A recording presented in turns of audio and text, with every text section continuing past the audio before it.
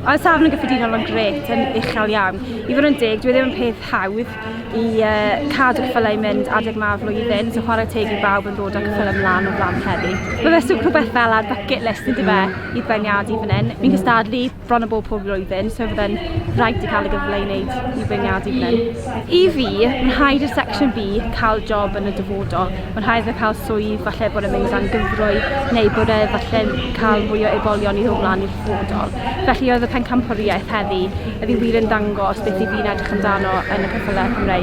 Oedd da hi digon o hyd yn y rein, oedd da hi lot o nerth a pŵer yn dod o tu ôl a ni'n symud yn hawdd iawn.